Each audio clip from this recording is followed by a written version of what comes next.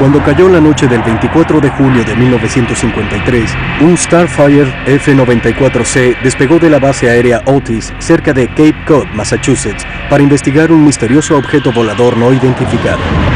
Pero cuando el avión alcanzó una altura de apenas 500 metros, le fallaron todos los sistemas de control. Capaces de controlar la agitada aeronave, el piloto y el operador del radar se vieron forzados a saltar en paracaídas. Para entonces, el Starfire había descendido a 300 metros de altura e iba directo a tierra a 300 kilómetros por hora. El piloto aterrizó bien, pero no supo por qué no había oído cuando se estrelló su avión. De hecho, no hubo explosión ni impacto alguno. El avión se desvaneció y el operador del radar también. En una búsqueda exhaustiva no se encontró nada excepto la cubierta corrediza de la cabina que se había desprendido cuando el piloto se eyectó del avión. 5 meses después, la noche del 23 de noviembre, un Scorpion F-89C salió de la base aérea de Kinross para investigar un ovni que al parecer estaba volando sobre el espacio aéreo restringido del lago Superior en Michigan. Monitoreado de cerca por el control de tierra, el Scorpion se abalanzó sobre su presa. Como dos crestas de eco se convirtieron en una sola, el control de tierra supuso que el Scorpion estaba volando sobre su objetivo y esperaron a que las crestas de eco volvieran a separarse. Pero no se separaron. En lugar de eso, la cresta de eco desapareció y se perdió el contacto por radio. Nada se encontró en una búsqueda exhaustiva. El avión y su tripulación habían desaparecido y empezó a rumorarse que el Scorpion, al igual que el Starfire hacía unos meses, se había topado con un visitante no grato del espacio exterior y jamás se le volvió a ver. Aunque los ovnis eran algo nuevo, desde finales de la Segunda Guerra Mundial, los pilotos han reportado la aparición de cosas extrañas en el cielo. Y nada hubiese podido haber preparado al piloto de un Lightning P-38 de la Fuerza Aérea de los Estados Unidos para lo que vería la noche del 22 de diciembre de 1944. Este se asombró al ver que una brillante esfera color fuego surgía de la oscuridad y se acercaba a su avión mientras sobrevolaba una zona de importancia decisiva de Alemania a 3.000 metros de altura. Cuando alcanzó al P-38, la esfera se niveló con el avión y empezó a moverse alrededor de las puntas de las alas, pero el piloto no podía quitársela de encima, hiciera lo que hiciera. Después, como si se hubiera cansado de jugar, el extraño objeto desapareció a gran velocidad, dejando que el tembloroso pero aliviado piloto regresara a salvo a la base. Más tarde, otros pilotos que regresaban de sus misiones reportaron haber visto el mismo fenómeno. A veces las esferas parecían siniestros objetos de metal. A veces parecían bolas incandescentes de fuego. Y a veces grupos de luces de colores titilantes. No obstante su apariencia, no hacían nada sino aparecer fugazmente antes de desvanecerse de la misma forma en que aparecían. Pronto esos misteriosos objetos fueron denominados Foo Fighters, por una tira cómica de aquellos días donde había un personaje llamado Smokey Stover. La frase más popular de Smokey era, "Donde hay Foo, hay fuego". El primer piloto que utilizó el término fue el teniente Donald Myers en diciembre de 1944. Es probable que Myers, oriundo de Chicago, haya visto la tira cómica de Smokey Stover en uno de los diarios de su ciudad natal. Él describió cómo lo siguieron 32 kilómetros sobre el Valle del Rin, cómo giró a estribor, cómo dos bolas de fuego giraron con él y cómo éstas lo seguían a pesar de que iba a 420 kilómetros por hora. Cuando se hicieron públicos unos documentos militares confidenciales que iban de noviembre de 1944 a enero de 1945, se encontró uno que corroboraba los misteriosos encuentros de Myers sobre los cielos germánicos. El documento mencionaba 5 o 6 luces, unas rojas y otras verdes, en una formación en forma de T, que siguieron a otra aeronave varios kilómetros antes de desaparecer. Aunque Foo Fighters sonaba inofensivo, Los aliados se lo tomaron en serio y les preocupaba que los alemanes hubieran inventado una nueva arma secreta con capacidades extraordinarias que pudiera extender la duración de la guerra. Cuando Estados Unidos entró en la Segunda Guerra Mundial tras el ataque japonés a Pearl Harbor el 7 de diciembre de 1941, Hitler sabía que los riesgos eran mayores. En vista de ello, les ordenó a sus científicos e ingenieros que inventaran una serie de armas secretas, aeronaves y otros artefactos militares para confrontar al enemigo. Las más efectivas eran las llamadas armas de la venganza, entre las cuales la más devastadora era el misil V2. Cargado de explosivos, este cohete automático de 14 metros de largo, con un peso de 12 toneladas, tenía un alcance de hasta 5.800 kilómetros a gran velocidad, y era en aquel momento indestructible.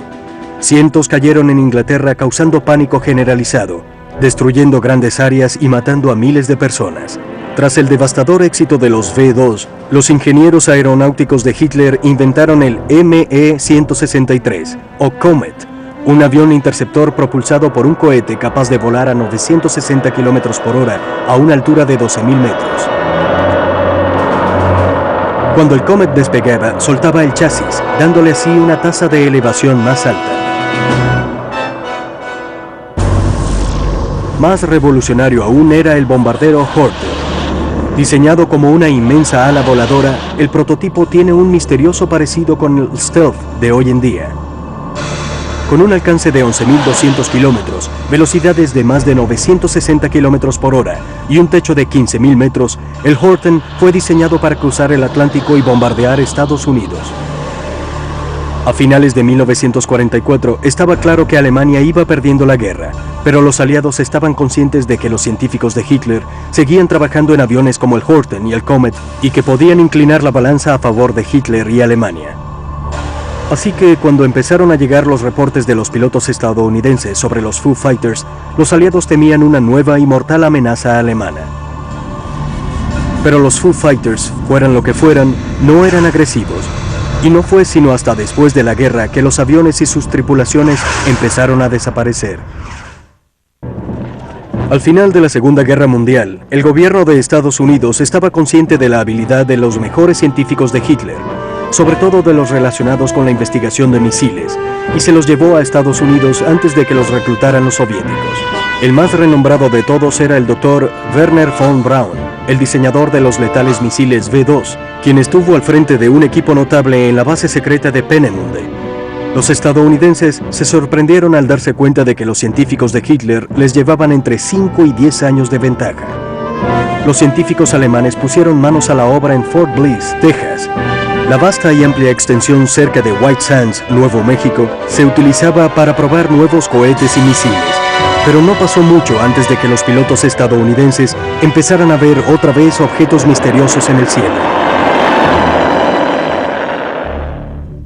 En junio de 1947, un avión de carga de la Marina desapareció en las montañas Cascade, en el estado de Washington. El comerciante Kenneth Arnold, un piloto con más de 4.000 horas de vuelo, estaba convencido de que podía encontrar el avión y llevarse la recompensa de $5.000. El 24 de junio a las 2 p.m., Arnold despegó del aeropuerto de Chehalis. Era un día perfecto, estaba claro y despejado. El avión de Arnold, un Kohler monomotor, era apropiado para volar sobre terreno montañoso, y él dijo que no debería pasar más de una hora antes de encontrar el avión de carga perdido. Después de pocos minutos, se estabilizó a 3.000 metros y empezó a hacer un barrido sobre Mount Rainier. De pronto, dio un sobresalto por un repentino destello de luz a lo largo de su avión. Un DC-4 estaba en las cercanías y pensó que el destello era el reflejo del fuselaje. Pero para mayor sorpresa, momentos después, vio una formación de 9 aeronaves en forma de media luna. Mientras las veía, Arnold se preguntaba si se habría topado con unos aviones militares secretos. Dijo después que lo que más le molestaba mientras las veía destellar a lo largo de su curso era que no tenían cola y que seguro que cualquier piloto que las viera se fijaría en eso más de una vez, que él las había visto a una distancia de 30 o 40 kilómetros. Arnold abandonaría su búsqueda y se iría a casa, donde describió boquiabierto su misterioso encuentro. La prensa adoptó su descripción de los objetos no identificados y dijo que volaban como platillos rasantes sobre una piscina. Entonces se acuñó el término platillo volador, y Arnold pasó a la historia como el primer hombre en haber visto uno. Arnold había sido piloto militar, y por lo tanto era un testigo confiable. El FBI dijo que era difícil creer que un hombre con la integridad de Arnold dijera que había visto varios ovnis y escribiera los reportes que redactó si no los hubiera visto.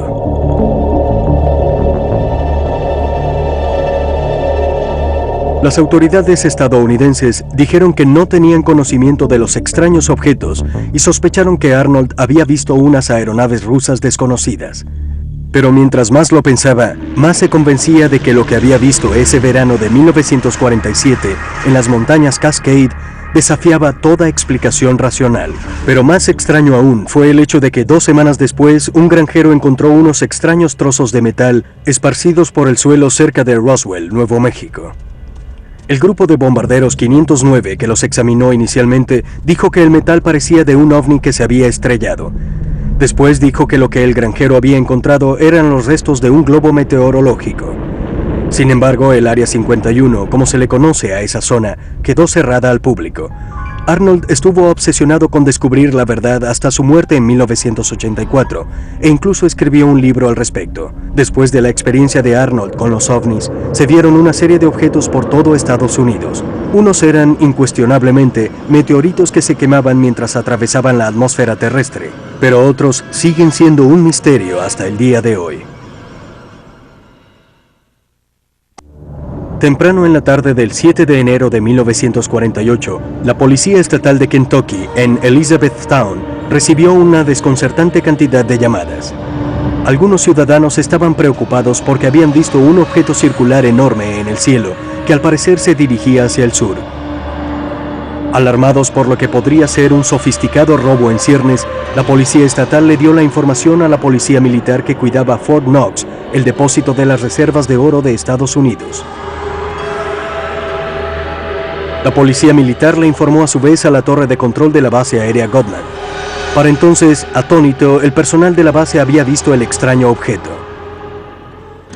Entretanto, 4 Mustang P-51 del Escuadrón de Combate 165 de la Guardia Nacional Aérea de Kentucky habían despegado ese día de Marietta, Georgia, en un vuelo de entrenamiento de bajo perfil y estaban en la zona. A medida que los Mustangs se acercaban a Godman, la torre de control les pidió que vieran de cerca el misterioso ovni. Su líder, el capitán Thomas Mantell, de 25 años, era un distinguido piloto de combate de la Segunda Guerra Mundial. Mantell tenía casi 3.000 horas de vuelo desde que se graduó de piloto en el verano de 1943. Haciendo una pausa para que uno del escuadrón continuara con el plan de vuelo original, Mantell subió en espiral hasta llegar a los 5.000 metros de altura, seguido por los otros 2 aviones. A las 2:45 p.m. se comunicó con la torre de control de Godman y dijo que tenía el objeto delante de él y que se movía a la mitad de su velocidad. Media hora después, Mantell se reportó con la descripción del ovni. Parece que es un objeto metálico o reflejos del sol sobre un objeto metálico. Su tamaño es descomunal. A los 7.000 metros de altura, los pilotos que acompañaban a Mantell se sintieron mareados por la falta de oxígeno. Rompieron la formación para descender a una altura más segura y dejaron a Mantell, que parecía dirigirse hacia el sol. La comunicación por radio se hizo confusa y después hubo silencio. Hora y media más tarde, se encontraron los restos de un Mustang cerca de una granja. El cuerpo del piloto, hecho añicos, estaba en su asiento. Era Thomas Mantell. Entretanto, el gigantesco ovni seguía su curso. La última vez que lo vieron fue sobre el cielo de los estados centrales, donde varios aeropuertos reportaron haber visto un objeto llameante en el horizonte del suroeste. Sin embargo, no enviaron más aviones en su búsqueda. Finalmente, el ovni desapareció. Cuando se supo la noticia de la dramática y violenta muerte de Mantell, la prensa empezó a especular sobre cómo había muerto. La teoría más popular decía que una nave alienígena lo había derribado. Dicha teoría fue rápidamente desmentida por la Fuerza Aérea, que ofreció dos posibles hipótesis. La primera era que Mantell hubiera confundido a Venus con un ovni y ascendiera demasiado, perdiera el conocimiento por falta de oxígeno, perdiera el control de su avión y se estrellara. La segunda hipótesis presentaba al ovni como un globo meteorológico gigante que lanzaron desde un barco y se desvió hacia tierra firme, donde lo confundieron con un visitante del espacio exterior. Vistos desde abajo, dichos globos pueden adoptar formas extrañas, pero no forma de platillo volador. Sin embargo, como el ovni lo vieron simultáneamente en varias partes, esa hipótesis fue descartada. Fuere lo que fuere, jamás se volvió a ver el extraño objeto. A pesar de las explicaciones oficiales sobre la muerte del capitán Mantell, muchos creían que, con el ritmo que estaba adquiriendo la Guerra Fría, lo que éste había encontrado había sido una siniestra aeronave rusa que estaba espiando a Estados Unidos. De la misma manera, los soviéticos y sus cada vez más paranoicos líderes estaban convencidos de que cualquier cosa extraña que vieran sobre su país era un arma nueva y peligrosa desarrollada en Occidente. Reaccionaron igual que los estadounidenses, enviando al cielo sus aviones de combate para seguir a los misteriosos intrusos. Pero tampoco llegaron a saber qué eran o de dónde venían esos inalcanzables objetos. Pero pensaran lo que pensaran sus pilotos, ni el gobierno de Estados Unidos ni el soviético creían que los ovnis estuvieran tripulados por alienígenas del espacio exterior. Los observadores del hemisferio occidental creían que los ovnis que se veían en Estados Unidos podían ser versiones muy avanzadas de los aviones alemanes secretos, como el ala voladora Horten, la cual pudo haber sido perfeccionada por los soviéticos como un arma nueva en la Guerra Fría, o como el Comet Interceptor, impulsado por un motor de cohete, el cual estaba muy adelantado a su tiempo, incluso al final de la Segunda Guerra Mundial. Ciertamente, con solo ver el extraordinario US Lockheed SR-71A, mejor conocido como el avión espía Blackbird, cualquier piloto pudo haber pensado que estaba viendo un ovni.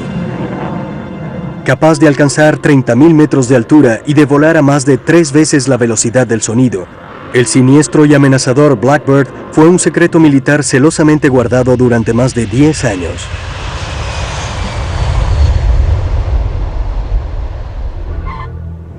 Otra extraña aeronave que generó una serie de reportes sobre platillos voladores cuando salió en Estados Unidos en 1947 fue el Chance Vought V-173 de la Armada, avión propulsado por hélices. El Flying Flapjack, como llegó a conocerse, tenía una velocidad máxima de 800 km por hora y estaba armado con 6 cañones de 20 milímetros. En una ocasión, la curiosa aeronave se dirigía hacia una feria aeronáutica en la base aérea de la Armada Floyd Bennett, y los bañistas de las playas de Long Island Sound, alarmados por la desconocida visión, corrieron a los teléfonos.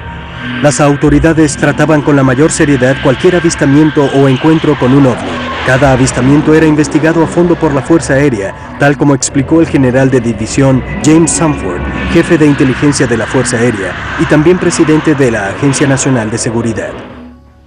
El interés de la Fuerza Aérea en este problema se debe a un sentimiento de obligación, de identificar y analizar lo mejor que podamos cualquier cosa que vuele, que pueda representar una amenaza para Estados Unidos.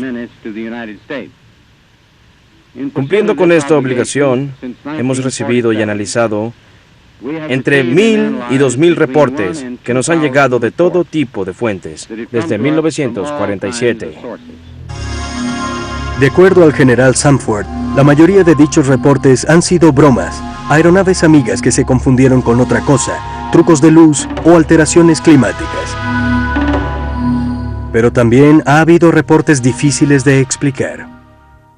Sin embargo, de este volumen de reportes de cosas relativamente increíbles, hay un porcentaje que ha sido realizado por observadores confiables.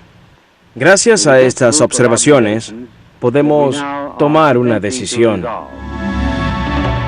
Cada avistamiento de un ovni era cuidadosamente anotado en el libro azul, un registro que abrió el Pentágono en 1951. Cuando lo cerraron en 1969, el libro tenía más de 12.600 entradas. Desde que los pilotos de los aliados se toparon con los Foo Fighters a finales de la Segunda Guerra Mundial, ha habido innumerables avistamientos de objetos voladores no identificados que no tienen explicación plausible. Una teoría sugería que, como los Foo Fighters podían observarse a simple vista, pero no ser detectados por los radares, el fenómeno pudo haber sido una extraña y singular forma de rayo llamada en ocasiones fuego de San Elmo. Recientes vistas se le han atribuido a prototipos de aeronaves secretas como el bombardero y avión de combate Stealth.